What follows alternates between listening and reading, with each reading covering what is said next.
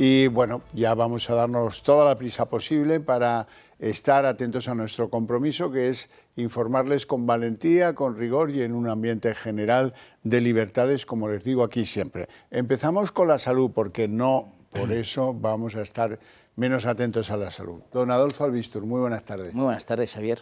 Bueno, hoy, por lo que veo, viene usted dispuesto a convencernos de que pues, hay enfermedades crónicas como la artrosis que no tienen cura, pero sí remedio. O sea, además, fíjate que es la tercera causa más invalidante, ¿no? O sea, la artrosis es una enfermedad que empieza con un dolor, podemos decir agudo, porque te empieza a doler algo en concreto. Imagínate si es las manos, suele ser el dedo meñique, ¿no?, que te duele, y vas notando un dolorcillo que no sabes por qué, no te has dado ningún golpe, y luego pasa a ser ya un dolor crónico, es decir, pasa a ser un dolor ya constante, que va aumentando en la medida que va pasando esa artrosis, porque claro, cada vez tenemos menos cartílago, cada vez el hueso choca más que en otro, pinza nervios y duele.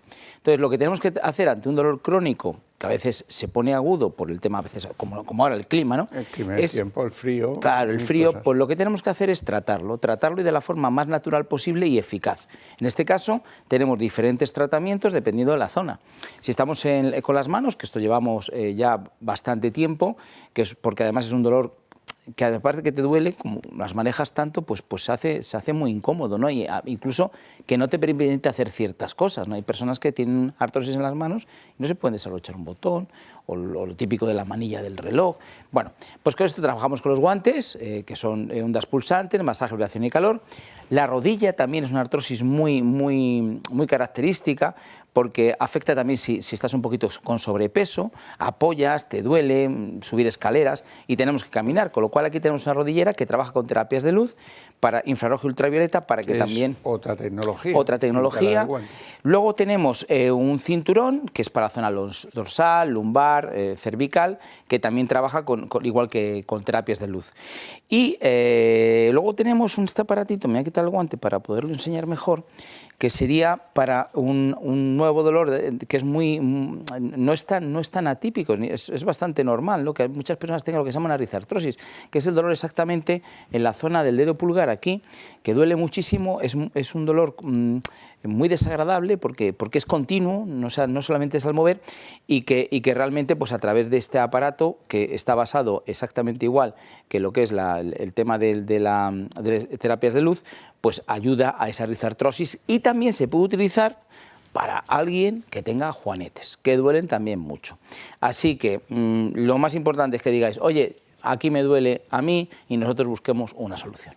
Pues mira, un señor que me encontraba este mediodía me decía, es que tengo a mi señora que tiene problemas con las manos y tal, pero no sabemos si, no hemos llamado porque no sabemos si los guantes o el aparatito pequeño ese, o en fin, y yo le he dicho, pues llame usted, pregunte y le van a asesorar en lo que en fin, que no tiene ningún problema. Mira, lo mejor es eso, porque además nosotros, lo hemos dicho aquí mucho, Xavier, es decir, nadie tiene que tener ningún aparato de estos si no le va bien, lo está usando y realmente cubre expectativas, ¿no? Entonces, en un momento determinado, oye, a mí me duele más aquí, no sé, pues no, podemos probar los dos y vemos con cuál nos quedamos, no pasa nada, si lo importante, a ver, evidentemente nosotros aquí lo que queremos es que se solucione el problema, no se solucione la artrosis, pero sí se solucione el dolor, así que llamadnos, que es lo mejor, y nosotros os explicamos todo con muchísimo gusto, además hay un equipo... Por cierto, me decía ese señor que hay enfermos de artrosis que no duermen, o que duermen mal, por culpa del dolor. Claro, es que además el dolor, por desgracia, por la noche se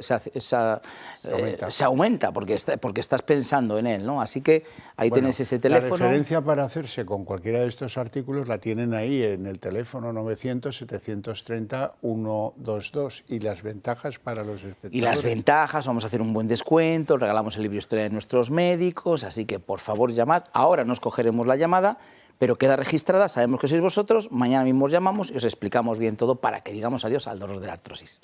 Adolfo, muchas gracias por estar esta tarde aquí con nosotros y contarnos las ventajas de estos productos que tú tan brillantemente expones. Vamos a hablar del paro. Hoy han salido los datos del paro y me interesa mucho que no perdamos el punto, la situación de cómo se encuentra el paro en nuestro país al cierre del mes de noviembre. Hombre, es tremendo porque esto va fenomenal según la ministra Yolanda Díaz. Sin embargo, el desempleo real está por encima de 3,7 millones de personas. os lo voy a contar. El dato que da el Gobierno es que hay 2.424.961 desempleados, pero excluyen a los que están haciendo cursos de formación, que cobran el paro y que están parados, que no tienen trabajo. Les han sugerido en el SEPE hacer un cursito y se han ido a hacer el cursito, estupendo, pero no por eso tienen que ser eliminados de la lista del paro. 191.236, estos están en cursos de formación. Otros 365.948 desempleados han dicho por diferentes razones, por enfermedad, porque, mire, acabo de tener ahora mellizos, yo qué sé, por 1000 razones. Pero son 365.000 españoles que están desempleados. La mayor parte de ellos cobran el desempleo, algunos de ellos pues ya no tienen derecho a cobrar el desempleo, pero también suman. Eso nos lleva el subtotal de esta suma, que yo os hago cada vez que puedo para que estéis ojo a visor, porque nos la tratan de colocar y no hay derecho que se haga burla con esto del número de desempleados.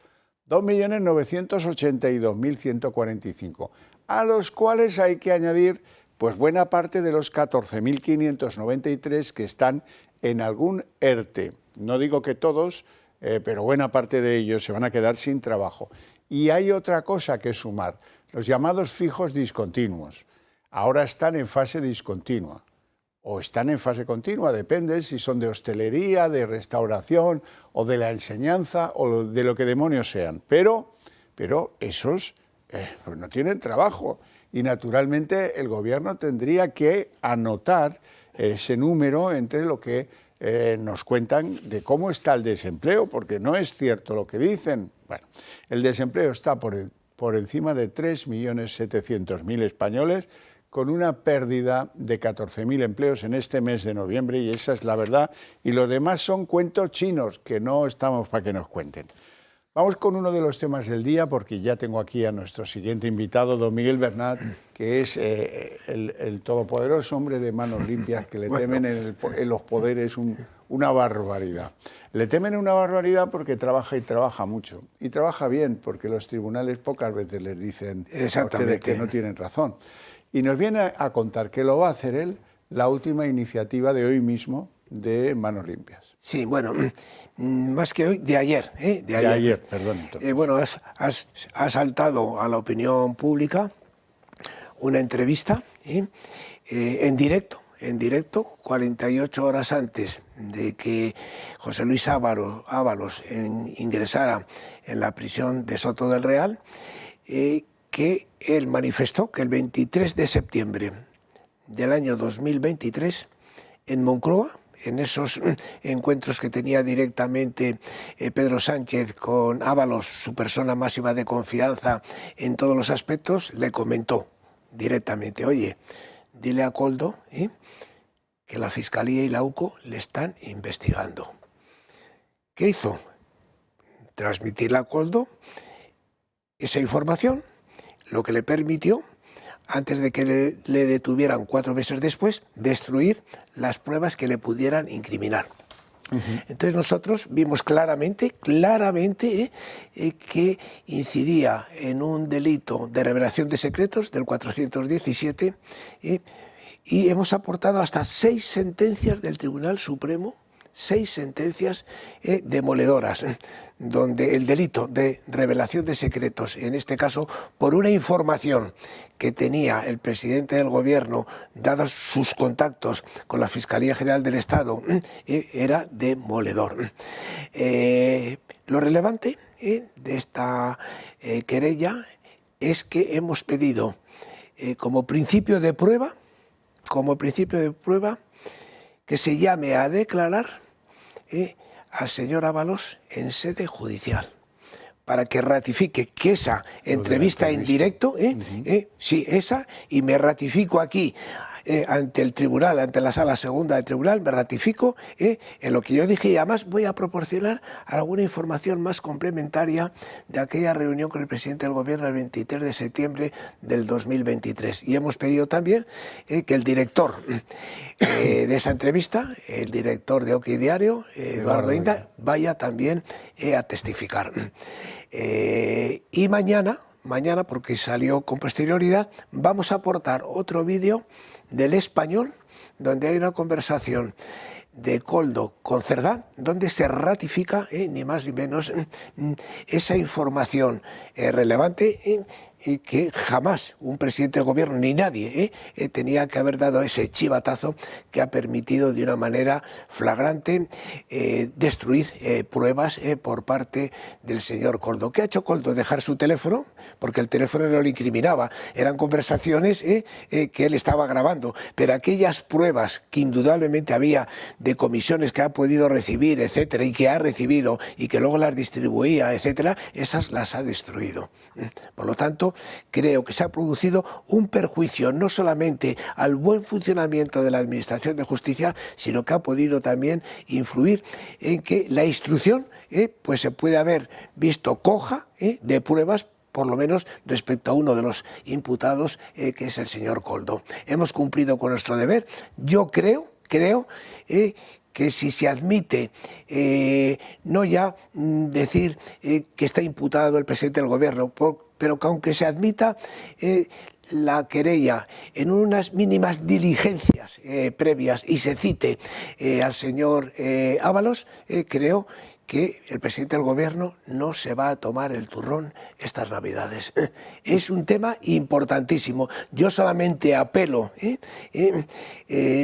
a que el ponente que vaya a ver esta causa no le tiemble el pulso, por el bien del Estado de Derecho, por el bien de la credibilidad de la justicia y por el bien de que todos los españoles somos iguales ante la ley, por lo menos mínimamente diga, bueno, aquí hay unos indicios más que razonables de que se ha producido una revelación de secretos y ni más ni menos por la máxima autoridad política que hay en España, que es el presidente del gobierno. Ya tendría la cosa bemoles que fuera otra vez el delito de revelación de secretos el que echara a alguno de la tribu de Pedro Sánchez. Pero este incluso es mucho más claro que el de Álvaro García Ortiz. Sí. Es muchísimo más claro, porque aquí no vale, como en el caso de Álvaro Ortiz, pues que destruyó pruebas que había en el teléfono. Aquí es, no como ha dicho hoy el presidente, es que no hay que hoy en una comparecencia que creo que ha hecho en la primera, que incluso ha hecho alusión también a nosotros de que sí,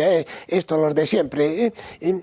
Aquí es que hay un testimonio demoledor, porque si verdaderamente Ábalos está mintiendo, la respuesta inmediata sería una denuncia contra él por un comentario totalmente falso, porque esto está afectando ni más ni menos que a la jefatura del Estado. Por lo tanto, yo soy optimista.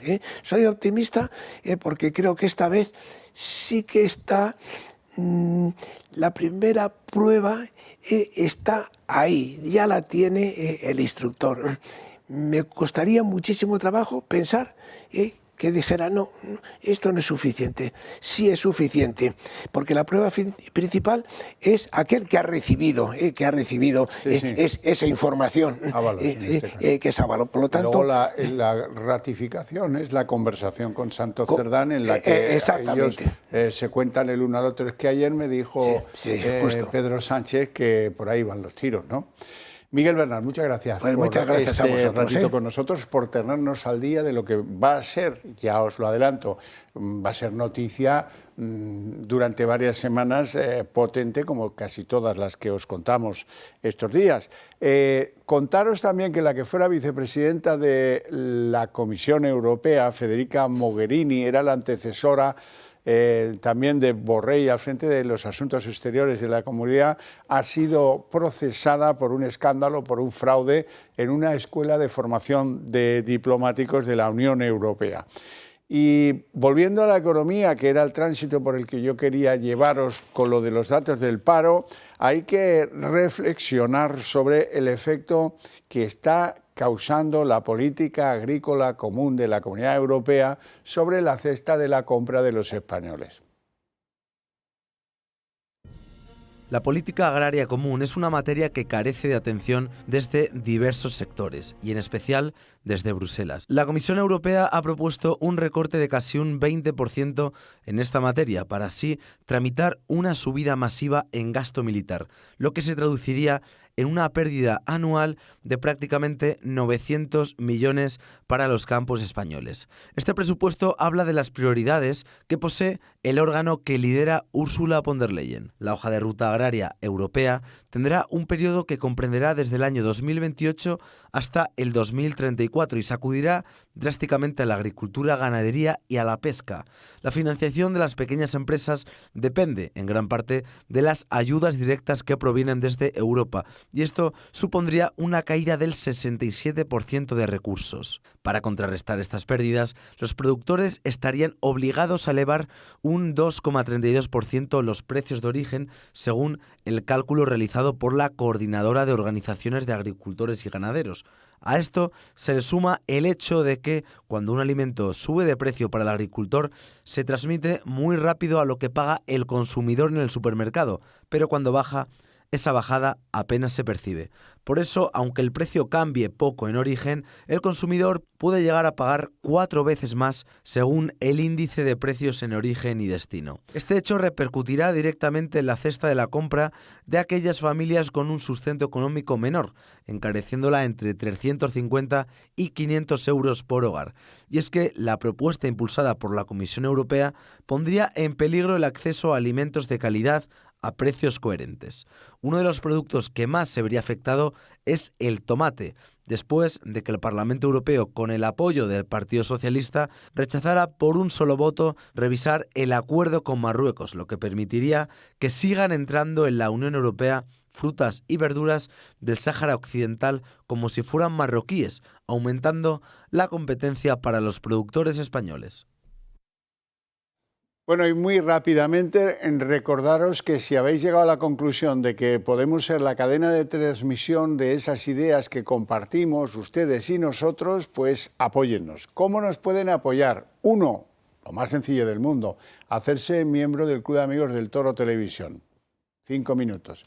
En 5 minutos queda la cosa resuelta. 2, a lo mejor están pensando en hacer alguna donación a nuestra fundación y a partir de ahí esperar a que se cierre el ejercicio de la renta y poderse deducir un porcentaje elevado de esa donación, tanto si son particulares sujetos al impuesto de la renta como si son sociedades que pagan el impuesto de sociedades. En los dos casos se puede hacer.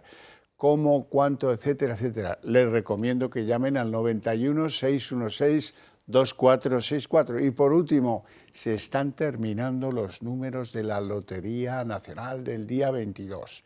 Así es que si quieren jugar con nosotros, a nosotros nos haría una enorme ilusión que nos tocara juntos algo en esta lotería navideña. Bueno, son las 8:04 jóvenes minutos, momento en el que abrimos nuestra mesa de análisis político. Lo primero, presentar a nuestros invitados. Don Francisco Galeote, muy buenas tardes. Muy buenas tardes, don Xavier. Todo bien. Don Francisco es diputado del PP en la Asamblea de Madrid y presidente del Comité Jurídico. Además, eso es. O sea que hoy estás aquí en tu salsa porque esto la verdad es que parece confilegal porque estamos hablando del juzgado todo el tiempo. Don Manuel Pino, eminente jurista y vicepresidente del Club Liberal Español. Buenas tardes, Javier, y gracias por invitarme. Hace mucho frío, ¿eh? Hace mucho frío, eso no puedo hacer yo gran cosa, ¿eh? Eso no lo puedo También arreglar, te digo, pero hace no mucho puedo frío. hacer gran cosa.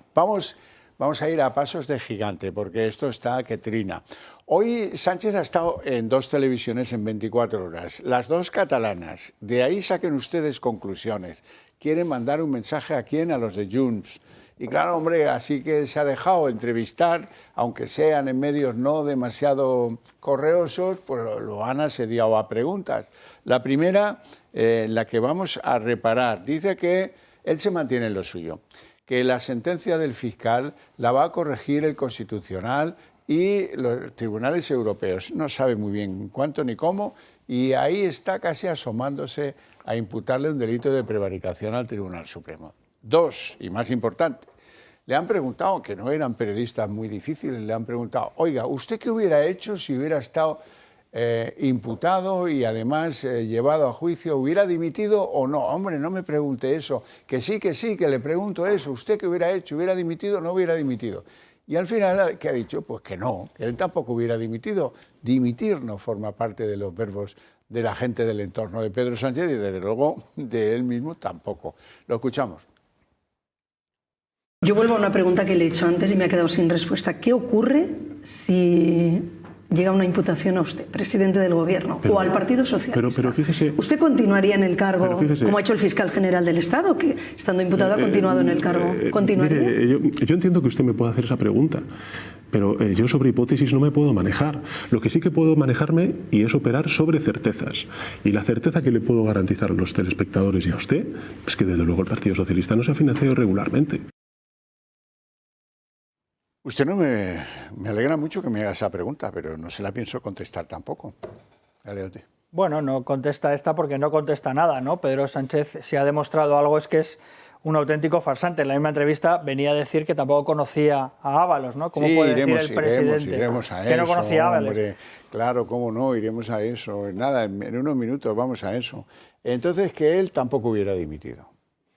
Bueno, no está en su cabeza dimitido, tiene un manual de resistencia que lo aplica de manera extrema y él pues que miente más que habla desde que llegó al poder, que engañó al pueblo español pidiéndole el voto para una cosa y ha hecho lo contrario. Él ha seguido mintiendo y ha seguido por mantenerse en el poder haciendo todo lo posible y ahora sigue insistiendo en que va a agotar la legislatura al margen o no del Parlamento, con o sin presupuesto, y que su programa está en la resistencia y en tener un partido férreamente de gente que aplaude cuando lo ve a la distancia nada más, pero que no tiene vida democrática el partido ninguna. Bueno, siguiendo peticiones de nuestros invitados, vamos a ver, dice Sánchez respecto de Ábalos algo que no tiene parangón, es el colmo del cinismo, de la hipocresía, díganle como quieran. Dice que, hombre, que para él, en lo personal, es un gran desconocido. Bueno, y advierte que ni amenazas ni chantajes, que todo lo que dice Ábalos y Koldo es mentira y que en ningún caso le va a hacer a todo esto. Pues vamos a escucharlo porque a lo mejor es que no me creen. Una cosa es que efectivamente tuviera una confianza política en él, que la tuve, no la niego, es evidente, y otra cosa es que desde el punto de vista personal era un gran desconocido para mí. Un gran desconocido para mí. Un gran desconocido en lo personal. Así califica ahora Pedro Sánchez a José Luis Ábalos después de ser uña y carne durante años y recorrerse España juntos en un Peugeot. Declaraciones que rápidamente nos llevan a recordar mensajes que ambos intercambiaban, mensajes en los que Sánchez habla del buen criterio político de Ábalos y de lo mucho que valoraba su amistad. También resuenan en este momento las últimas declaraciones de Víctor Ábalos, asegurando que la cama de su padre sigue caliente de las veces que Sánchez se ha quedado a dormir. Sin embargo, para el presidente, Ábalos es un auténtico desconocido. Vox no da crédito ante las declaraciones de Sánchez. O que sus hijas no son suyas o que está divorciado de Begoña. Está a un paso de decir que no conoce de nada a Begoña. También desde el PP se muestran sorprendidos. Dice Feijóo que decir que no conoce a Ábalos es como si él dice que no conoce a Miguel Tellado.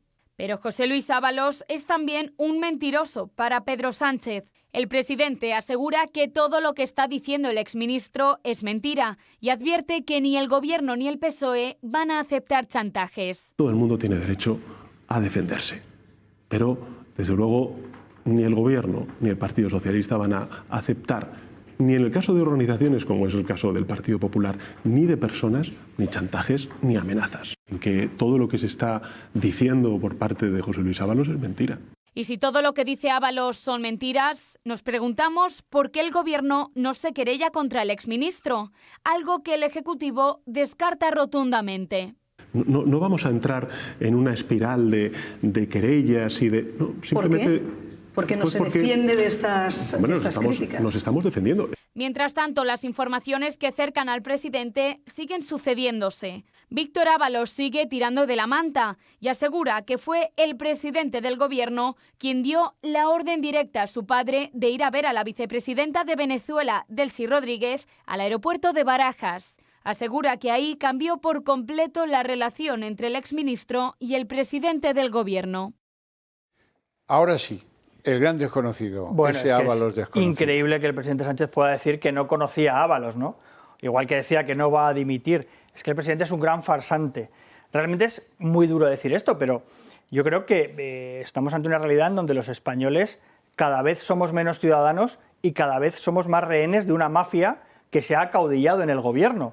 Una mafia que llegó al gobierno sin una mayoría en las urnas, sin tener una mayoría social y sin apoyo parlamentario. Como decía Manuel, no hay presupuestos ni lo va a haber porque no hay una mayoría parlamentaria que respalde a este gobierno. Por tanto, lo que hemos visto es que la investidura fue una farsa, fue simplemente una transacción de votos, poder, a cambio de impunidad. Por tanto, ¿cómo ahora puede decir Sánchez que no va a dimitir si es que estamos sumidos en una perversión democrática? Al final se utiliza la democracia de manera instrumental para llegar al poder y luego se gobierna de la manera más despótica posible, ¿no? Se están cambiando las reglas del juego, se está alterando la democracia y desde luego esto es un problema, ¿no? Y por eso estamos en un momento donde las libertades están en peligro, porque sin reglas del juego, sin normas y sin un juego democrático, desde luego las libertades ciudadanas están en peligro, ¿no? Él le quitó del gobierno, pero Lo ahora recuperó. se sorprende porque... Lo quitó y lo recuperó en la lista, ¿eh? Pero ahora dice que no, personalmente no lo conocía. Bueno, pues él es un mentiroso. La puesta en escena de hoy es la que nos tiene acostumbrados. Es incapaz de sentarse con la prensa libre a que le hagan preguntas en libertad. Y lo que hace es un acto más de propaganda personal con unas preguntas en medios afines, medios amigos, donde le preguntan cosas para que no le altere su carrera profesional. Pero no ha sido una entrevista pidiéndole que conteste a muchas cosas que están por contestar, ¿no? La relación de Ábalos y Sánchez es una relación de muchísima amistad, porque hasta en su cumpleaños, quien pagó al Aldama, parece ser, estuvo presente él y su mujer en el 60 cumpleaños de Aldama, con la mujer y con todo, en las torres y tal. Ha estado con él en las primarias, ha sido su hombre de cabecera. El hijo dice que hablaba no sé cuántas veces al día. Lo ha dicho también Gordo, lo ha dicho todo. Estaba todo el día pendiente de él y Ábalos hasta que llega un detonante que dice que no sabe nada de su vida, no sabe nada de su vida. Hay denuncias. Habrá Adriana Lastra, que había denuncias, que conocían, que pusieron en conocimiento del partido. La propia mujer dijo que puso en conocimiento del partido la vida disoluta de Ábalos y él tuvo que llegarle porque es el secretario general. O él no sabía esa vida ahora, la ha descubierto ahora. Hombre, no está tomando el pelo completamente para distanciarse del problema. Él era un cómplice con Ábalos y también con Cerdán, porque los tres del Pujol fueron juntos y porque además le dio los cargos de máxima responsabilidad y confianza del gobierno, el ministerio inversor y cuestiones muy delicadas como los acuerdos impresentables que se establecieron en Bruselas para la mayoría de la investidura, no de la legislatura, de la investidura. Y ha seguido mandando a Cerdán, que dirá que tampoco lo conoce de nada, como hombre de absoluta confianza para reunirse con el huido Puigdemont, ¿no? O sea, que diga que no lo conoce, que no nos tome más el pelo, ¿no? Él se ha vestido ahí Ábalos fue y además fundamental, efectivamente, en toda la estructura que ha llevado a Sánchez al gobierno y al poder en el partido. Sin Ábalos no hay Sánchez. No hubiera habido hay una relación Sánchez. de dependencia absoluta, que por tanto genera una relación de confianza, que es que negar esto es tomar el pelo a los españoles de una manera impúdica, ¿no? Es que no tiene sentido. Él es así, él ahora mismo dice, tengo que distanciarme, entonces pues miente, dice, pues no lo conocía políticamente, pero no conocía su vida personal, sabían todo porque lo llevaron en volandas hasta el final. Y él delegó el máximo poder que se puede delegar en dos personas que han estado en la cárcel. Y una de ellas está hoy, que era Cerdá y Ábalos, su secretario de la organización. Mantenía un poder férreo en el partido, se cargaron las estructuras intermedias, se acabaron los debates y eran todos disciplina, orden y mando y el que se mueva lo cambio, ¿eh? Y aquí he mandado a los ministros a controlarme los territorios y el partido aquí, el que se mueva no sale en la foto, pero definitivamente, vamos, y lo está aplicando permanentemente. Bueno, o sea es un poco norma en ese partido más antigua, ¿eh? Bueno, pero había un comité federal, Guerra, había unas corrientes socialistas, había izquierda socialista. Se ha podido hablar. Ahora es que no, ahora es que los comités federales es el discurso de él y el aplauso. Y es que la vicepresidenta Marisú de Triana lo ve a 500 metros y le está aplaudiendo. Ya le está aplaudiendo. Sin saber lo que va a decir, ya le está aplaudiendo. La mejor manera de tratar con él es aplaudirle con el mando desde 500 metros, como dice. Que la ve a 500 metros y le está aplaudiendo, no sabe ni qué va a decir. Entre col y col lechuga, ahora hay que llegar al meollo de la cuestión. ¿Por qué Sánchez decide que en 24 horas va a aparecer en RAC-U, que es una emisora de la Generalitat, y a la vez en el circuito catalán de televisión española? ¡Qué pasión por el público catalán! No. Todo eso es una comedia. Lo que quiere es postrarse públicamente ante los de Puigdemont. Y lo que hace es darle un giro al guión. ¿Cuál es el giro? Ahora lo vamos a ver. El giro es muy sencillo. Dice Sánchez en dos medios catalanes que él es responsable, entona el mea culpa de las disfunciones que ha habido en la relación con Junts, que él es el culpable de los retrasos y que él también es el responsable de eso que los de Junts dicen que hay por parte del gobierno incumplimientos. Yo soy el responsable, no busquéis más, como dijo el fiscal general del Estado. Y a partir de ahí les aprueba una especie de decretillo ley para transferirles algo que quedó pendiente por ahí, el control de los secretarios, de los ayuntamientos, en fin, una tontería que demuestra que está sacando Sánchez la bandera blanca a los deseos del fugado Puigdemont. Por ahora los de Puigdemont aguantan, dicen que nada ha cambiado, que todo esto llega tarde, pero habrá una respuesta más formal mañana en la que veremos si de verdad ha cambiado o no ha cambiado la relación rota unilateralmente por parte de Junts.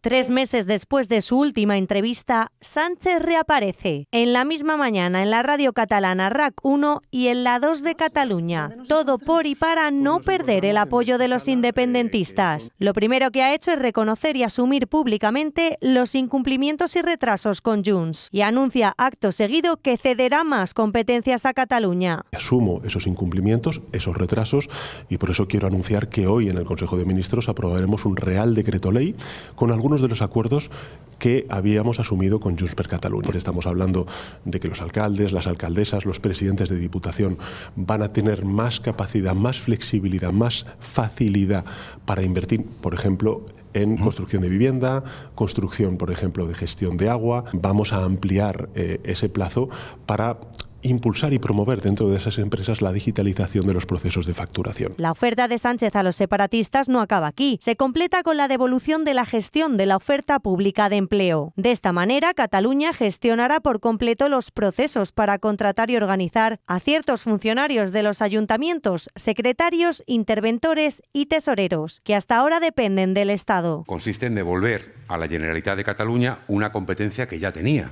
que tuvo entre el año 2007 y el año 2013, es decir, en la segunda legislatura de Zapatero, y que en el año 2013 el anterior gobierno, el gobierno del señor Rajoy, quitó esa competencia a la Generalitat de Cataluña. El gobierno necesita los votos de los 7 diputados de Junts. Por eso Sánchez hará todo lo posible para recuperar la mayoría. El gobierno de España no va a desistir en su empeño de cumplir con esa hoja de ruta, con esos compromisos y de tender la mano a Junts. Los de Carles Puigdemont no parecen estar por la labor. Celebran que el presidente les dé la razón con la falta de cumplimiento, pero insisten en que ya es tarde.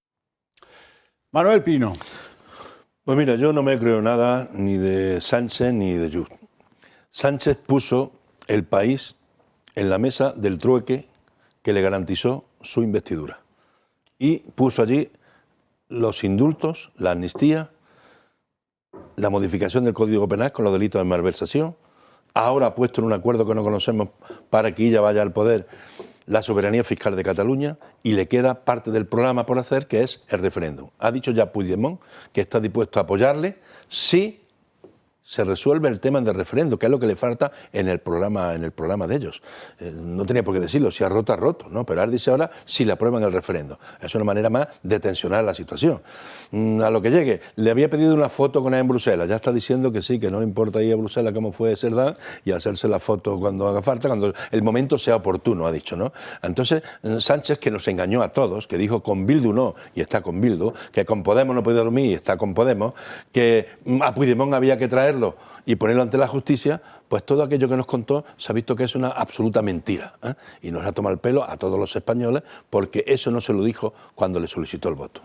Francisco. Sí, además efectivamente es una medida que en lugar de reforzar las competencias del Estado, de blindar un poco el Estado y de fortalecer la unidad nacional, es todo lo contrario, ¿no? Es una política divisiva que además trata de parcelar las competencias y debilitar el Estado, con lo cual es lo último que uno espera de un presidente del Gobierno.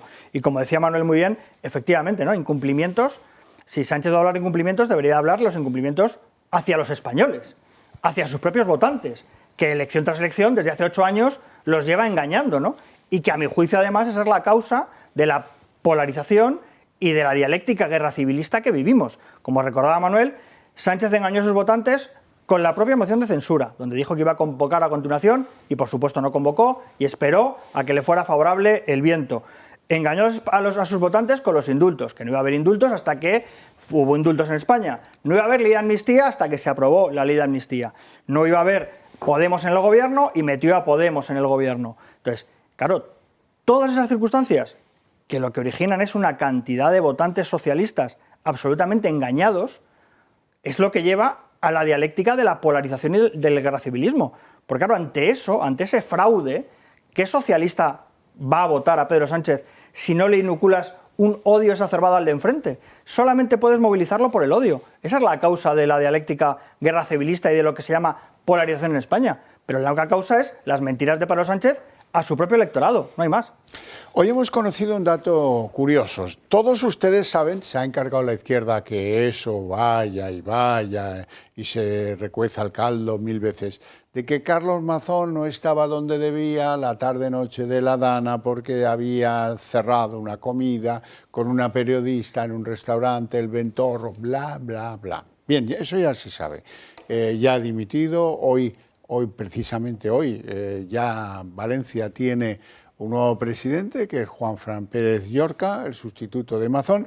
Lo que no saben ustedes es dónde estaba la noche de Marras Pedro Sánchez ni con quién, que es a donde vamos a ir a parar.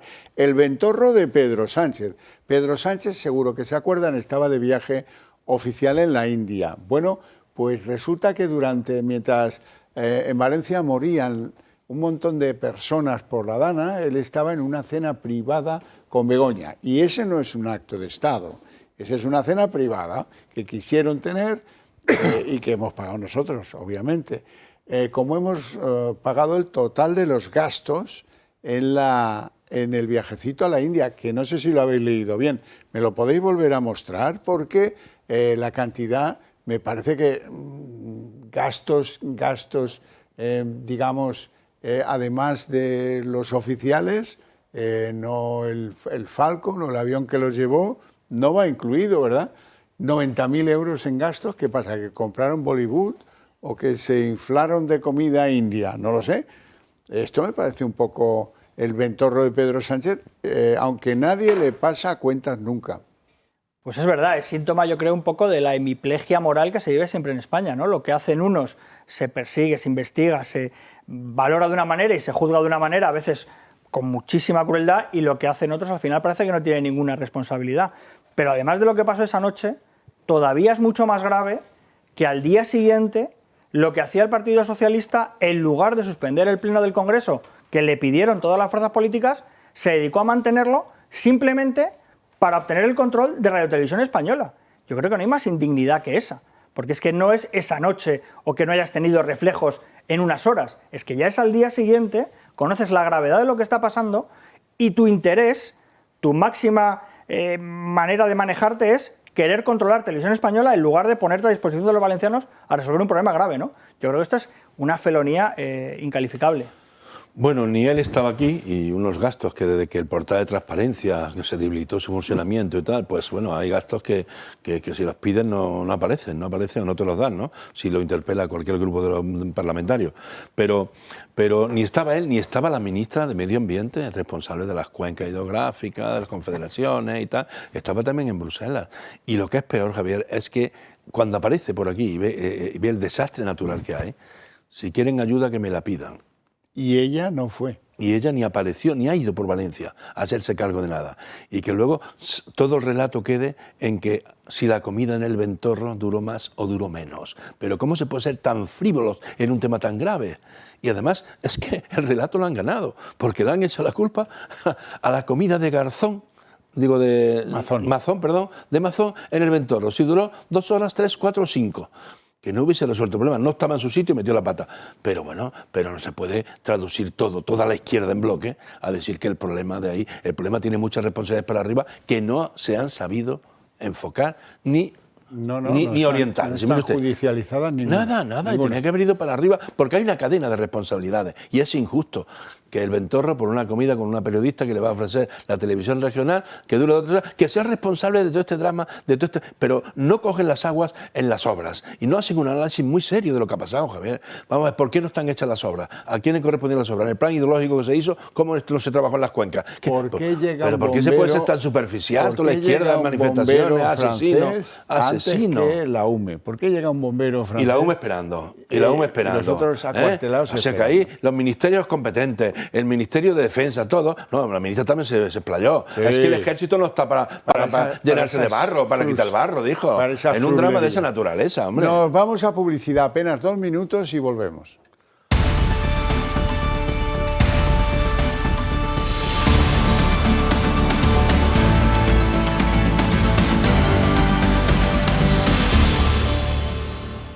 Yo no había visto a Ione Positivo Belarra tan sulfurada como hoy por esto de la corrupción del PSOE que les salpica y están muy incómodos. ¿No harán nada? Claro, ¿dónde van a ir? Con lo que yo bebé. Pero bueno, tampoco está mal oírlos. Es evidente que el presidente no ha tomado ni una sola medida concreta destinada a prevenir que algo así no vuelva a pasar. Es que mañana mismo puede volver a pasar. El presidente ni se ha comprometido a devolver hasta el último euro de dinero público que hayan robado sus corruptos, mínimo compromiso que se puede esperar de la persona que les eligió. Y dos, en este momento Acciona, la principal empresa corruptora del caso, sigue recibiendo miles y miles de millones de euros en dinero público en este país.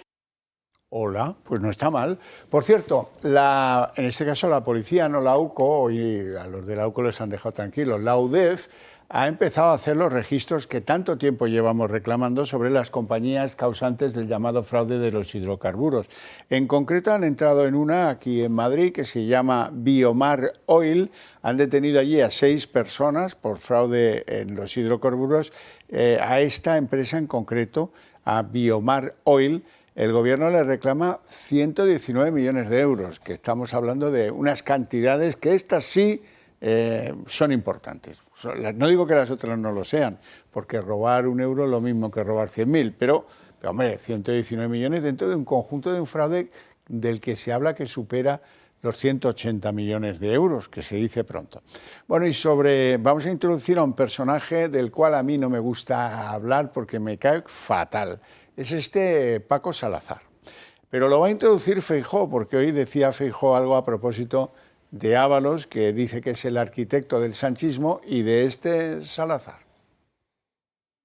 No le creen ni los suyos, y lo que ayer hemos visto, por ejemplo, con su asesor, el señor Salazar, acredita que el Partido Socialista y el gobierno es un gobierno hipócrita con las mujeres, las defiende en público y las utiliza en privado. Y si es verdad lo que publican los medios de hoy, es evidente que el señor Salazar es un guarro. Que el señor Sánchez diga que el señor Ábalos es un gran desconocido acredita su hipocresía.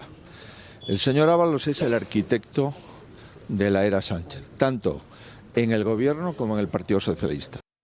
Yo no le había oído tampoco a Feijóo decir nunca guarro, pero bueno, debe ser que el fulano lo merece. ¿Quién es este Paco Salazar y por qué dice Feijóo que es un guarro?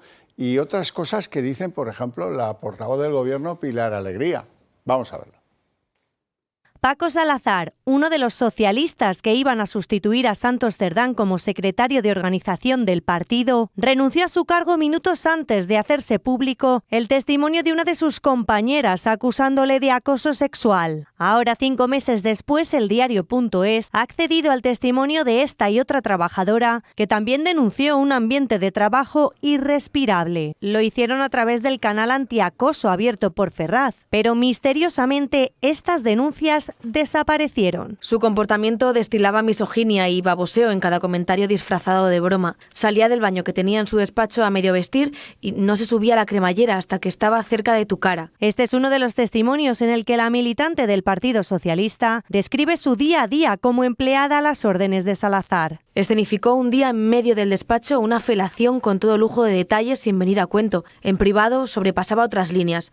No entro en detalles, porque sigo teniendo miedo. Miedo a una de las personas de máxima confianza de Pedro Sánchez. La denuncia de otra subordinada, que también desapareció del canal antiacoso del PSOE, relata el mismo comportamiento de Paco Salazar. Llegaba por la mañana y te decía el buen culo que te hacía ese pantalón o te pedía que le enseñaras el escote. El gobierno ahora califica de vomitivos esos comentarios. Las expresiones y las palabras que se han hecho públicas, vomitivas. Lo afirma Pilar Alegría, ministra y portavoz del Gobierno, que llegó a definirlo como una persona íntegra. Un compañero absolutamente íntegro. Incluso comió con él después de conocerse estas denuncias. Cabe destacar que el Gobierno ha dado carpetazo a la investigación que supuestamente se había abierto. Actualmente, Salazar es consultor externo del PSC. Desde luego, cínicos e hipócritas todos. Pilar Alegría también, la vomitiva también. Pero, hombre, lo de que un tío así se te cuele en la Moncloa y pensaron en él para ser secretario de organización suplente de Santos Cerdán. Bueno, es el colmo. Es pero un se le cuela más. un ladrón, un putero, otro ladrón y ahora un guarro. Y además en su círculo de confianza. Sí, claro. Pero además hay una cosa que no tiene una explicación. Por ley obligan que haya protocolos en las empresas de lo que se llama acoso sexual, por comportamiento como lo descrito, ¿no?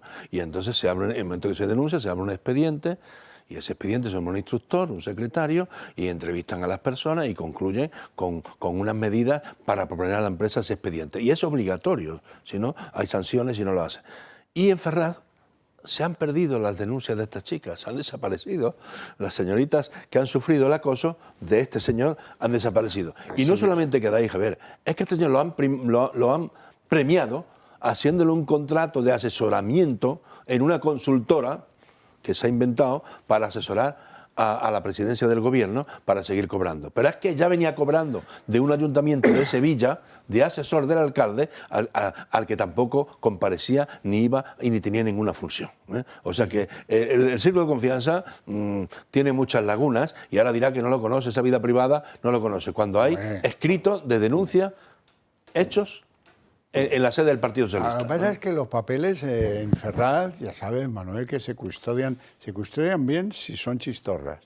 Pero si no son chistorras ya el asunto... Bueno, pues se han perdido, ahora se han perdido. O si son los avales de Pedro Sánchez en el Congreso. Sí, también esos se custodian bien. Sí. Pero este efectivamente es un ejemplo más de la doble moral del Partido Socialista, ¿no? Que enarbola unas banderas en las que no cree, únicamente para provocar artificialmente un enfrentamiento político y social para mantenerse vivo en la disputa electoral, pero es pura hipocresía. Ahora lo que nos queda por ver, como tú anticipabas, es ver a Pilar Alegría diciendo que no conocía de nada a Paco Salazar, con el que se iba a comer y el que tildaba de un ejemplar socialista, ¿no? Pues estamos a un telediario de que diga que no conocía de nada a este señor, ¿no? La verdad que no tiene parangón lo que pasa en España. Pues sí, bueno, tengo que contarles algo porque si no mi equipo me mata. Mi equipo considera que la persona que más daño le hace a Pedro Sánchez en estos momentos no son las revelaciones de los que llevan ya 5 días en la cárcel, no, es la Paqui. La Paqui, la persona más conocida en el Corte Inglés, que, como vais a ver ahora, ya tiene fecha para ir a declarar. Lo cuenta Alicia García del PP. La trama no tenía solo un recaudador, tenía una estructura familiar. Y por eso el lunes 15 de diciembre tendrá que dar explicaciones Francisca Muñoz, alias La Paqui, la esposa de Cerdán. Tendrá que contar esa tarjeta corrupción premium para gastar a fondo perdido y a todo lujo y cómo operaba la empresa Servinavar. El recaudador y la gastadora de la trama, Cerdán y La Paqui. ¿Pero estamos de acuerdo en que La Paqui les hace mucho daño? Bueno, seguramente sí, pero además es que a mí me parece que este escándalo tiene muchos actores y a mí me parece bien que quien tiene alguna información vaya a declarar a una institución como el Senado, ¿no? Sobre todo para que deje constancia de lo que ha pasado en este país en los últimos 8 años, porque este gobierno es capaz de negar lo evidente y además que ese relato se lo compre en sus terminales mediáticas y que acabe justificando lo injustificable. Con lo cual yo creo que debemos conocer, y está muy bien, las comparecencias que se plantean en esas instituciones para que de verdad puedan vertir luz y esclarecer lo que ya sabemos, ¿no? Pero dejarlo negro sobre el blanco, porque si no, nos dirán mañana que esto no pasó así, ¿no? Que era mentira. La Paqui no trabajaba allí. Bueno, ya sabes tú mi opinión sobre las comisiones de investigación, que no sirven absolutamente para nada, sino para el foco mediático de ese día. ¿Qué le va el foco mediático y el cotilleo si compraba en una sesión o en otra del Corte Inglés, ¿no? Y que si tenía habilidad para ir a un restaurante, que si la tarjeta era de Servinavar, cosas que ya sabemos. Aquí lo que hay que descubrir es la pasta con mayúscula de las mascarillas y de las obras públicas, no el menudeo, la con mayúscula, ¿dónde está? Y eso es la aportación que tienen que hacer los que lo saben. La pasta que dicen los jueces que se pagaron por las obras públicas que decidió el Ministerio de Transporte, intervino Ábalos, y ahí está en un listado de Aldama que le facilita mano hecha, pues ahí hay empresas que han contribuido a pagar un porcentaje y cuantificaban de 5 o 6 millones de euros, más la comisión de las mascarillas, eran cantidades con mayúsculas, y eso está muy diluido en este bosque de noticias. Y ahí es donde está el solomillo del asunto. ¿Dónde está la pasta? Sí, sí. Bueno, vamos con las ayudas de Air Europa. Hay que contar varias cosas ahí. En primer lugar, la compañía Air Europa dice que ellos no pagaron por la mediación de Begoña Gómez en su rescate en 2020 y defienden la legalidad del expediente de esas ayudas a la solvencia de las empresas, de las que son el número 2 en cuanto a volumen. El número 2, si miramos las ayudas de ese Consejo de Ministros en el que estaba Pedro Sánchez y que entregó 450 millones. Luego a otra compañía del mismo grupo le entregaron 320 millones, pero eso ya fue en otra fecha y no es bueno hacerse trampas contando las cosas. Más cosas. Víctor de Aldama fue quien negoció con el gobierno los detalles del rescate de la aerolínea, con Javier Hidalgo, lógicamente, que era el CEO de la compañía. ¿Y por qué estaba en ese guiso Víctor de Aldama? Porque él ya llevaba bastante tiempo siendo asesor de Air Europa, asesor al que fueron a buscar por la influencia que tenía en los círculos monclovitas, entiéndaseme bien. ¿Y qué más? Pues ya por acabar con la actualidad que tiene que ver con Air Europa, el Tribunal Superior de Justicia de Madrid ha rechazado un recurso del Partido Popular que tiene que ver con la investigación sobre las ayudas a Air Europa. De todo eso, ¿qué es lo que os parece más relevante? Bueno, que Víctor de Aldama es una de las figuras clave en toda esta operación, que es una de las personas que tiene más información de todos ellos, junto a Koldo, junto a Ábalos, junto a Santos Cerdán, porque es el cuarto integrante, aunque no iba en el piullote de las primarias, es el que se incorpora inmediatamente después, y que todo esto está por dilucidarse, ¿no? Y como tienen la información, pues la van a ir utilizando y nos iremos enterando, y esto seguramente va a acabar muy mal para Pedro Sánchez, pero a mí eso me da igual, ¿no? El problema es que todo esto que dure el sanchismo va a acabar mal para todos los españoles, porque este clima en el que estamos viviendo solo puede ir a peor, porque es un clima forzado, porque el presidente, lejos de asumir ninguna responsabilidad en nada de lo que sucede, ha decidido tirar para adelante en una permanente huida hacia adelante, llevándose por delante la convivencia entre los ciudadanos, ¿no? Porque al final esto es de lo que se trata, ¿no? Que estamos cada vez más divididos, cada vez más enfrentados, como si fuera un partido de fútbol permanente, ¿no? Yo creo que es un momento en el que Pedro Sánchez debería asumir alguna responsabilidad y convocar elecciones para salir de este atolladero, ¿no? Porque no tiene ningún sentido este acaudillamiento en el poder, ¿no? Aldama ha sido elemento esencial en el negocio este, ¿no? Él tenía un contrato muy notable con Air Europa, incluso le ayudó a recuperar una deuda que tenía con Venezuela, que siempre aparece Venezuela en todo este tipo de líos, tenía una deuda con Europa y él estuvo ahí de asesor. Él estuvo hasta el final en esto, él estuvo hablando por teléfono con Hidalgo, el CEO de Air Europa, y le dice, está muy nervioso, va a llamar directamente a Begoña, parece que todo lo que ha salido, que no era inocente Begoña a la aceleración que hubo en este procedimiento. Luego, a Ábalos, el ministro, que lo concede también, aunque el dinero de la SEPI, del fondo ese que se hizo para empresas estratégicas, pues el ministro le pagan un veraneo gratis en Marbella en agradecimiento a los servicios prestados. Koldo acaba de decir... Le van a ver a su casa. Le van a ver a su casa, y a su casa frente a la calle del ministro. Sí, a la casa del ministro. Luego, Koldo acaba de decir que hubo que escuchó conversaciones, con la verdad que tenga, de que había que darle un detalle económico a Begoña, que se había portado muy bien cuando el rescate, y llegó hasta 1 millón de euros, 100.000, 200.000, que eso ya le quita... Compensar por sus desvelos. Exactamente, hasta 1 millón de euros. O sea, que sea inocente a esto yo no me lo creo, porque tenía muy buena razón. Y ella, Begoña, fue varias veces a la sede de Air Europa a hablar con esto. Y luego Air Europa financiaba y patrocinaba con otras empresas su instrumento del Instituto de Empresa del Africa Center. Sí. Venía ahí aportando dinero como patrocinadora. Hoy decía en una de esas entrevistas bombas lapa que han dejado tanto Ábalos como Koldo escondidas en la arena, decía Koldo que el trato entre Javier Hidalgo, el CEO de Air Europa, y Begoña Gómez, la esposa del presidente, era enormemente fluido y de carácter empresarial, que él no oía de qué hablaban, pero que se notaba una confianza absolutamente obvia y evidente.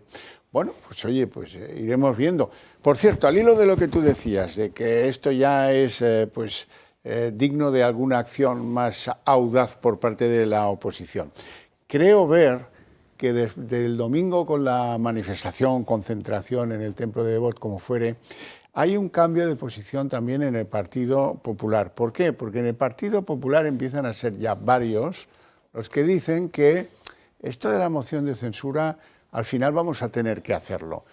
Habrá que esperar el momento adecuado y probablemente un momento muy adecuado, que también está esto en el pensar de algunos dirigentes del PP, sería el momento en el que el PSOE quedase imputado por un delito de financiación irregular. ¿Cómo lo ves? Bueno, yo creo que antes de llegar a eso habría que intentar que el presidente Sánchez, su círculo más cercano, que no va a pasar, no hay que ser crédulos, le dijeran hasta aquí, ¿no? Hasta aquí hemos llegado. La única salida que tiene este país es convocar elecciones y cuanto antes. Porque es verdad que en el Parlamento no hay una mayoría clara. No la hay ni para la moción, ni para mantenerse en el poder en un gobierno que no gobierna, que no tiene presupuestos, que no puede aprobar ninguna ley, porque no hay ninguna mayoría. De esto solo se puede salir si le damos la voz a los ciudadanos, ¿no? Si los ciudadanos deciden y vuelven a ir a las urnas. Pero para ello hay que plantear una moción de censura. No sé con quién, ni cómo, ni en qué momento, pero es que si no, hasta el 27. ¿eh? Yo creo que efectivamente ahí quien tiene toda la información es Alberto Núñez Feijóo, que es el presidente nacional del partido, y hay que confiar que su decisión, desde luego, será la que es más ponderada con todo el conocimiento de los hechos, ¿no? Yo creo que no hay que precipitarse tampoco en estas cosas, porque si no se puede generar frustración, que tampoco viene bien. Yo creo que está bien ser valientes, apretar las tuercas, pero es verdad que cuando la mayoría no es clara, pues tampoco merece la pena igual. Feijóo parte del principio de que poner en marcha una moción de censura constructiva, que es la que dice la Constitución de la que disfrutamos, para perderla, lo que hace es fortalecer a Sánchez. Y él está en esa tesis. No lo debilito, sino lo fortalezco porque me la va a ganar y voy a perder la moción de censura. ¿eh? Bueno, puedes trabajar para que no te la claro, gane, ¿no? Aunque sea técnica, aunque sea para convocar elecciones, tal. Pero él quiere ir a la moción de censura con ánimo de ganarla, por lo menos con vocación de ganarla. Y con tal. Sí. Lo que pasa es que eso hoy por hoy no es posible, no tiene esa mayoría. Entonces, pues se acobarda en ponerla en marcha porque piensa, insisto, en que si yo pierdo esto, fortalezco a Sánchez, porque no sé qué va a ser la mayoría, se abstendrán o lo que sea, para que no prospere, ¿no? Entonces, pues esto no si no hay un acuerdo muy claro con otro grupo que la apoye. Sobre todo porque lo relevante no es lo que haga tampoco el señor Núñez Feijóo, porque Núñez Feijóo nunca ha sido miembro de este acuerdo, de esta coalición de gobierno. Lo relevante es lo que van a hacer también el resto de partidos que en su momento apoyaron esta investidura. Claro, pero y ninguno, pase lo que pase, da ningún paso para moverse de ahí. Todos están siendo cómplices de lo que está pasando. Tienes razón, pero todas las novelas tienen un episodio que se llama prólogo. Javier, hay que negociar un nombre y hay que ir a ver si existe hay un movimiento, ese nombre. Hay un movimiento de gente del Partido Socialista que no está de acuerdo con la línea política del partido, porque el Partido Socialista hoy es un partido sanchista con obediencia debida al líder, y es una cosa extraña, no es la socialdemocracia que en su día funcionó con alternancia, hablando con la oposición y tal, y hay un movimiento que creo que se han convertido, han tenido una comida en un restaurante conocido de Madrid hace unos días, me parece que será el Luarqués y tal, y ahí quieren poner en marcha una plataforma para ir a provincia para decir esto hay que acabarlo, a ver si de ahí salieran algunos diputados que le aprieten las tuercas a este hombre. Por donde vamos muy mal, y vamos a más el programa que ellos tienen, que es cargarse la Constitución del 78, la plurinacionalidad simétrica española, y en eso estamos, aunque diga que esto es para normalizar la vida en Cataluña, esto es mentira. Él tiene un programa que no es este, que es el que tenía Bildu y el que tenía Podemos, que es el que ha comprado. El Partido Socialista no existe, lo que existe es el sanchismo. Si existiera el Partido Socialista, yo no me puedo creer que hubiera un candidato como Gallardo, que está recientemente imputado por un delito de prevaricación grave, en el que está también involucrado el hermano de Sánchez, no sería el candidato en Extremadura. Pero por eso decía, lo importante aquí es que están haciendo el resto de fuerzas políticas que apoyaron la investidura de Sánchez, y que todas están haciendo esto de las líneas rojas, que ya el meme se ha hecho realidad, ¿no? Acabamos de tener el partido de la NFL y esto parece el Bernabéu en aquel momento, ¿no? Que todos van poniendo la línea aquí luego la ponen 10 metros más para allá y cuando nos enteramos del siguiente escándalo, otros 10 metros avanzamos la línea. Al final tenemos las 100 yardas del Bernabéu cubiertas y seguimos más allá. Entonces, yo creo que lo relevante aquí es que se posicionen los que están apoyando a este gobierno. No olvidemos que el responsable del deterioro institucional y del sistema democrático es el Partido Socialista Obrero Español. Y ahí es donde tiene que estar y buscarse la solución. Porque él es el que está capitaneando todo esto. Ese partido, que sigue manteniendo un techo de 100 diputados en las encuestas, pues es el que está manteniendo esta línea de timón. Y el que quiere seguir gobernando, insiste él, de espaldas al Parlamento con decretos ley. Hoy ha hecho decretos leyes que son con carácter de urgente necesidad. Todo lo hace por decretos ley. Todo lo que ha aprobado hoy, decretos leyes, que van a validar al Consejo de Ministros cuando es un instrumento legislativo absolutamente excepcional. Y lo ha puesto y lo pone en marcha con una naturalidad tremenda, ¿no? Entonces él quiere agotar la legislatura y está dispuesto a vender el alma si hace falta por tal de que esto llegue hasta el final y buscar soluciones a los problemas que afloran. Pero hay que plantear soluciones también, ¿no? La zona de confort no es un sitio demasiado válido para los españoles, lo ejerza quien lo ejerza en la oposición. Yo estaría hablando, pues, por qué sé yo, con algún presidente de Madrid, socialista, por cierto, y represaliado por Pedro Sánchez. ¿Para qué? Para que se pusiera al frente de una moción de censura instrumental, que es lo que necesitamos para poder ir a votar, claro que sí.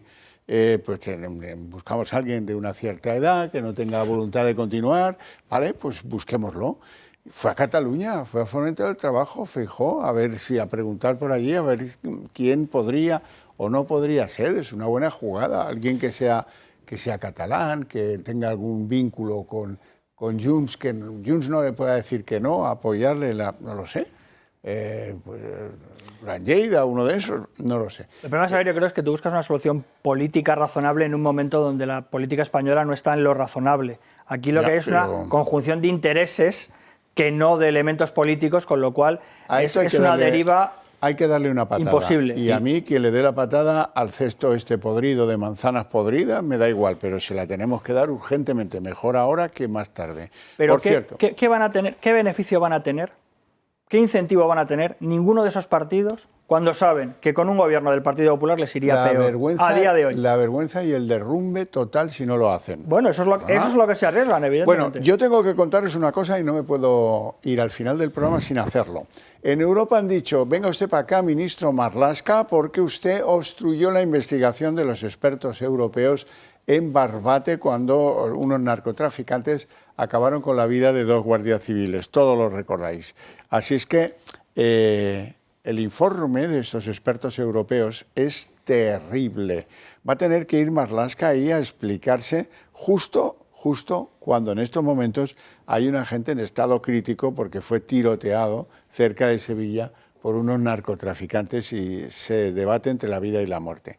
Que vaya Marlaska y que le pongan la carita colorada me parece lo mínimo que puede pasar en estos momentos. A mí me parece estupendo que vaya Marlaska a dar explicaciones, porque parece que hubo ocultación de pruebas cuando vinieron aquí los diputados a investigar el asunto de Barbate. Sí, y lo han pillado. Yo creo que con este gobierno la delincuencia en general y los temas de narcotráfico se están yendo de las manos claramente.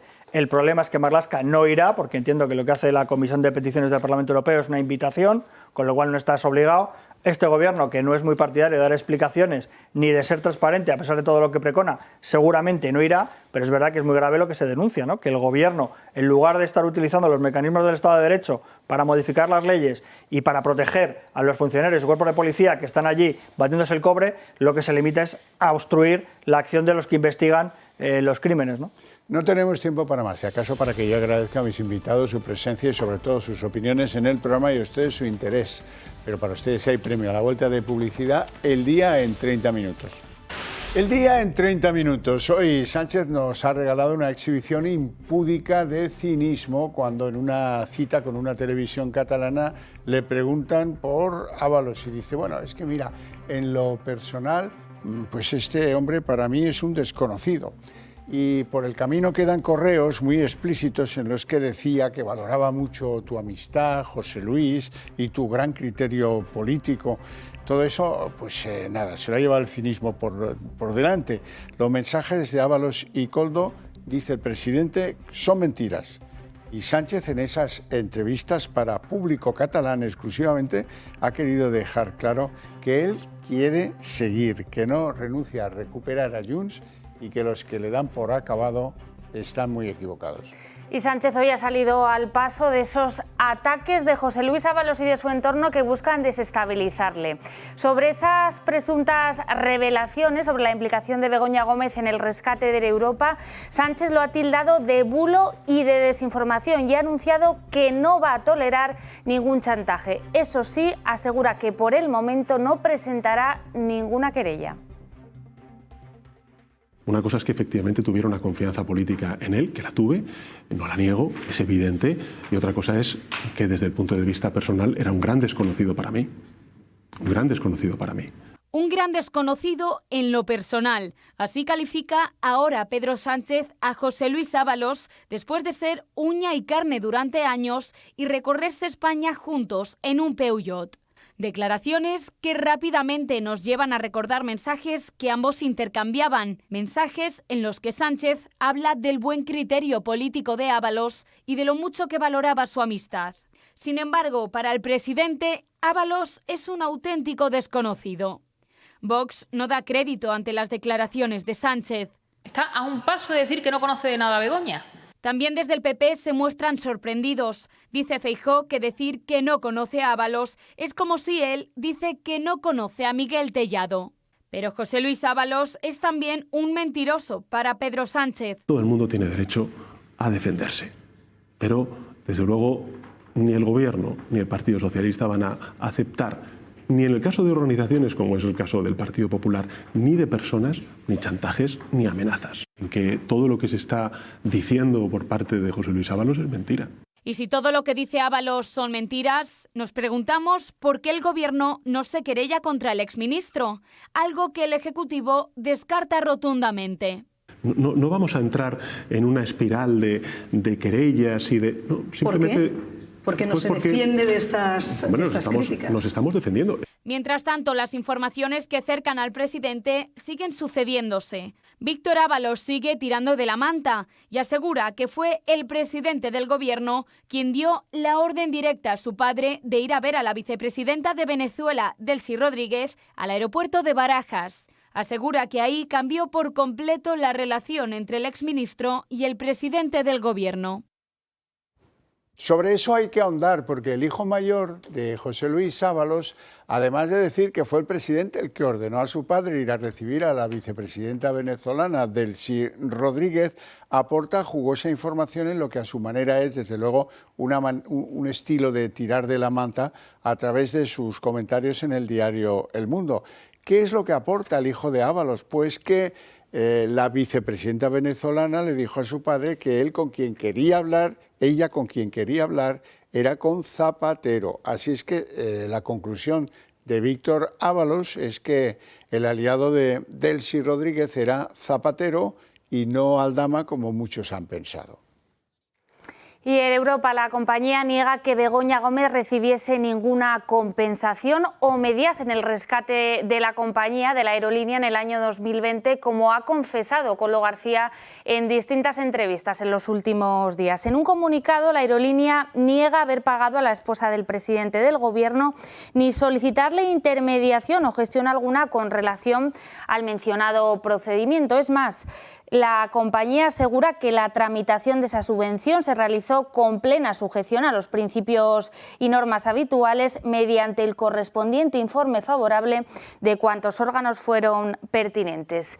Y hoy también, en relación con el rescate de 2020 de la aerolínea, es noticia el pronunciamiento de la justicia madrileña que rechaza, que tumba de nuevo la idea o el propósito del Partido Popular de que la Oficina de Conflictos de Intereses se pronuncie sobre si Pedro Sánchez debió abstenerse en esa decisión de Moncloa de rescatar a Air Europa. El Tribunal Superior de Justicia de Madrid ha respondido de nuevo a Génova que dicha oficina ya realizó las averiguaciones oportunas y que concluyó que Sánchez no tenía obligación de abstenerse en este caso. Bueno, 2 entrevistas en 24 horas en medios catalanes, una tele y una radio. Y es que Sánchez quería que se viera en Cataluña su delicadeza al asumir el relato de Puigdemont. Los retrasos y los incumplimientos del Gobierno han sido pues, algo que él asume disciplinadamente y entona el mea culpa. A partir de ahí trata de reconducir desesperadamente la relación con Junts. Ha hecho ya un decreto en el que se les traspasa la gestión integral de los secretarios e interventores municipales y está en la fábrica de la Moncloa otro decreto o la forma que le deseen dar al asunto para que en el futuro pues, en Cataluña puedan decidir los ayuntamientos y las diputaciones puedan decidir que tener unos fondos que ahora no pueden utilizar y que podrían utilizar, por ejemplo, para construir viviendas.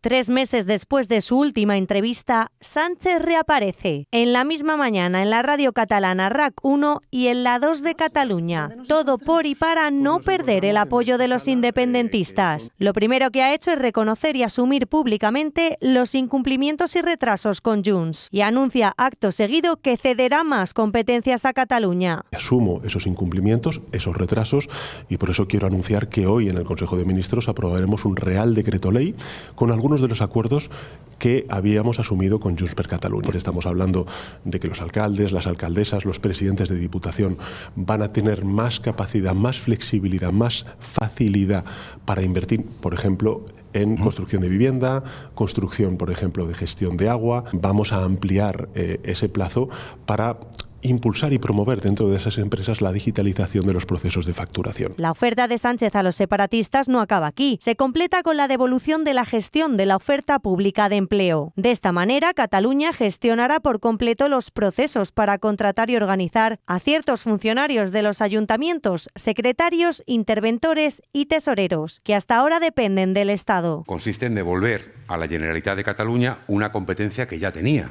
que tuvo entre el año 2007 y el año 2013, es decir, en la segunda legislatura de Zapatero, y que en el año 2013 el anterior gobierno, el gobierno del señor Rajoy, quitó esa competencia a la Generalitat de Cataluña. El Gobierno necesita los votos de los 7 diputados de Junts. Por eso Sánchez hará todo lo posible para recuperar la mayoría. El Gobierno de España no va a desistir en su empeño de cumplir con esa hoja de ruta, con esos compromisos y de tender la mano a Junts. Los de Carles Puigdemont no parecen estar por la labor. Celebran que el presidente les dé la razón con la falta de cumplimiento, pero insisten en que ya es tarde.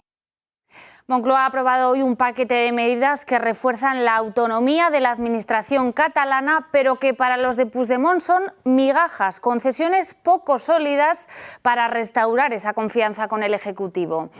Estas que van a ver son las 3 batallas que Sánchez tendrá que luchar si quiere sus 7 votos.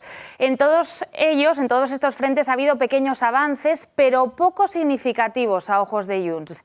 La cesión de la inmigración, por ejemplo, fue aprobada en marzo, pero se encontró con la oposición de Podemos en el Congreso y no ha conseguido materializarse. Sobre la oficialidad del catalán en la Unión Europea, Sánchez recabó in extremis el apoyo de Alemania, pero la necesidad de consenso de los 27 complica todavía su aprobación. La última carpeta es la de la amnistía. Junts ha celebrado el informe reciente del abogado de la Unión Europea, pero la última palabra la tendrá el Supremo, Moncloa, y admite que la aplicación plena de la norma no depende de ellos. Bueno, y las apariciones en las televisiones catalanas han servido para que nos quede a todos claro que Sánchez mantiene el pulso a los jueces, mantiene el pulso sobre todo al Supremo. Sigue el presidente diciendo que el Constitucional y la Justicia Europea van a enmendar la plana del Supremo al filo de plantear si el Supremo ha estado correcto en sus funciones. Y lo más interesante, le han acorralado en esas entrevistas para saber si él, en el caso del fiscal general del Estado, Álvaro García Ortiz, hubiera dimitido para no desacreditar a la institución. Y al final ha dicho lo que nos imaginábamos todos, que tampoco. Yo vuelvo a una pregunta que le he hecho antes y me ha quedado sin respuesta. ¿Qué ocurre si llega una imputación a usted, presidente del Gobierno, o al Partido Socialista, pero fíjese, ¿usted continuaría en el cargo, como ha hecho el fiscal general del Estado, que estando imputado ha continuado en el cargo? ¿Continuaría? Mire, yo entiendo que usted me pueda hacer esa pregunta, pero yo sobre hipótesis no me puedo manejar. Lo que sí que puedo manejarme y es operar sobre certezas. Y la certeza que le puedo garantizar a los telespectadores y a usted es que desde luego el Partido Socialista no se ha financiado irregularmente. Y el Partido Popular sigue a vueltas con la hipotética presentación de una moción de censura por todos los casos de corrupción que acorralan al Partido Socialista. Es una exigencia que el partido de Santiago Abascal le ha puesto varias veces sobre la mesa, pero que desde el partido de Feijóo circunscriben a tener los votos necesarios para ello. Es más, Feijóo la semana pasada interpelaba a los empresarios catalanes para que pudieran mediar y recabar el apoyo de Junts. Bueno, ahora parece que se abre una puerta para esa hipotética presentación de una moción. Según varias fuentes que han podido hablar con Génova, los de Alberto Núñez Feijóo estarían esperando al momento judicial oportuno. ¿Y cuál es? Se preguntarán. Bueno, pues para ellos es el momento en el que el juez de la Audiencia Nacional, Ismael Moreno, decida transformar lo que hoy todavía son diligencias en una investigación formal al Partido Socialista por financiación irregular. Para esto tendrá que pasar a un tiempo, pero es de momento el margen que el Partido Popular se está dando para llevar a cabo ese planteamiento que le están reclamando desde el partido de Vox.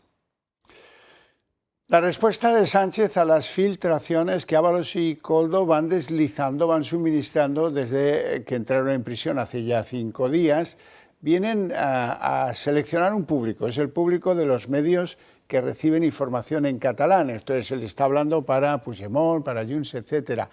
Y para el conjunto, pues también vale parte del discurso. Quiere que creamos que va a hacer frente a la situación que tienen esos temas de corrupción y también en los políticos, que se va a mantener, que no ha tirado la toalla y que quiere continuar con su obra de gobierno.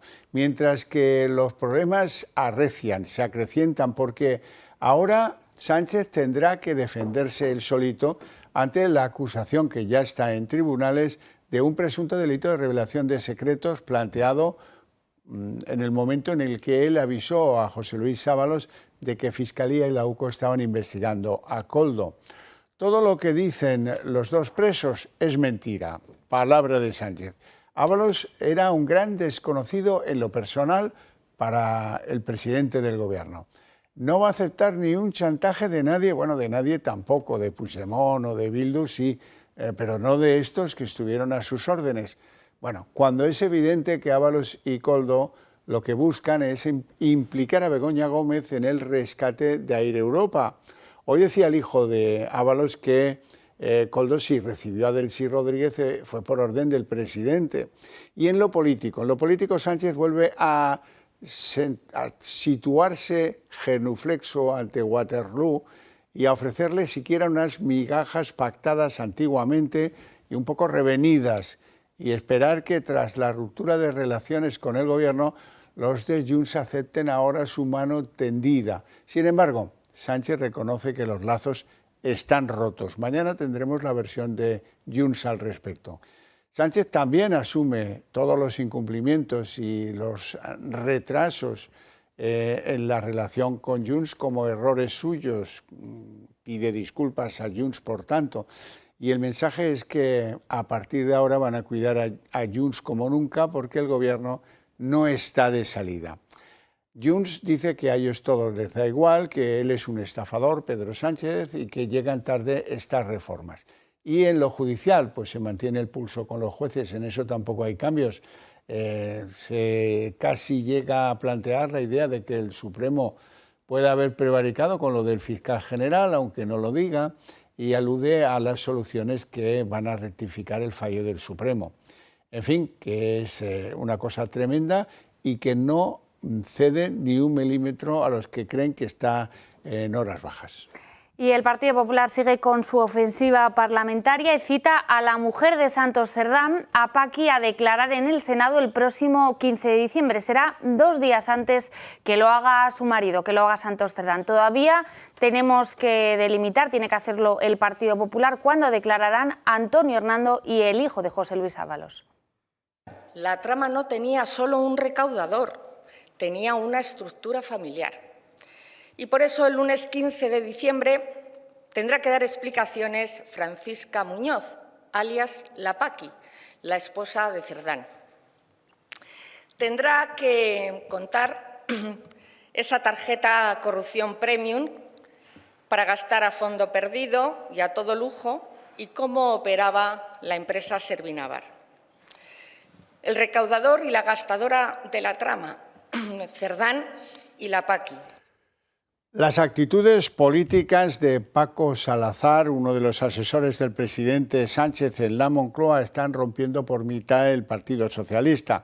Algunos están en mitad del toreo ese muy complicaditos. Es el caso de Pilar Alegría, que dice en público hoy que es vomitiva la actitud del tal Paco Salazar, pero que no tenía ningún inconveniente antes en ensalzarlo, incluso en irse a comer con él.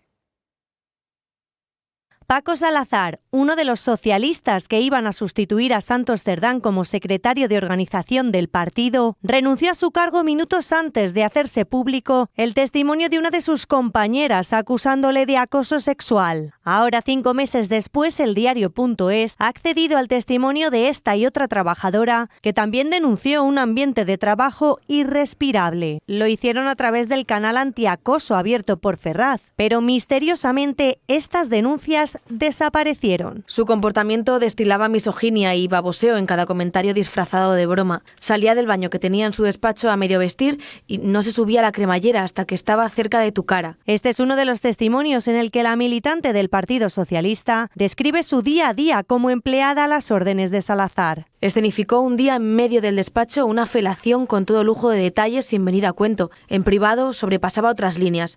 No entro en detalles, porque sigo teniendo miedo. Miedo a una de las personas de máxima confianza de Pedro Sánchez. La denuncia de otra subordinada, que también desapareció del canal antiacoso del PSOE, relata el mismo comportamiento de Paco Salazar. Llegaba por la mañana y te decía el buen culo que te hacía ese pantalón o te pedía que le enseñaras el escote. El Gobierno ahora califica de vomitivos esos comentarios. Las expresiones y las palabras que se han hecho públicas, vomitivas. Lo afirma Pilar Alegría, ministra y portavoz del Gobierno, que llegó a definirlo como una persona íntegra. Un compañero absolutamente íntegro. Incluso comió con él después de conocerse estas denuncias. Cabe destacar que el Gobierno ha dado carpetazo a la investigación que supuestamente se había abierto. Actualmente, Salazar es consultor externo del PSC. Y en la página internacional, el presidente ruso Vladimir Putin dice estar preparado para la guerra con Europa, si es lo que quieren, y ya mismo. Todo eso lo ha dicho pues como una provocación, porque estaba a punto de recibir al enviado de Donald Trump a Rusia, el negociador de la paz en Ucrania, que se llama Witkoff. Le ha hecho esperar un buen rato, como el que, entre las bravuconadas y la espera, parece que viene a significar que están cambiando su sí al pacto de paz para Ucrania. ¿Por qué? Porque el siguiente paso de Putin va a ser ampliar sus reivindicaciones territoriales del suelo ucraniano. I've said that 100 times. We have no plans of fighting against Europe. But if Europe wants to fight and they start this fight, then we are ready right now. Bueno, Marina, qué bonito el gesto de la alta cocina vasca. Así es, 25 restaurantes de alta cocina van a servir menús muy especiales para personas con soledad no deseada. Es una iniciativa compartida entre distintos ayuntamientos y Cáritas que busca dignificar y ofrecer una experiencia culinaria distinta y cuidada a personas en situaciones de vulnerabilidad. A todas ellas se les va a ofrecer distintos menús, se les sentará por mesas de 4 comensales y lo más curioso de todo, ninguno sabrá la identidad ni el motivo por el que está allí el resto de los comensales. Bueno, pues hasta aquí el día en 30 minutos. Les deseamos una feliz noche a todos, especialmente a los que continúan con la señal del toro. Y mañana seguimos con toda la información. Les dejamos con Sandra Meco. Hasta mañana.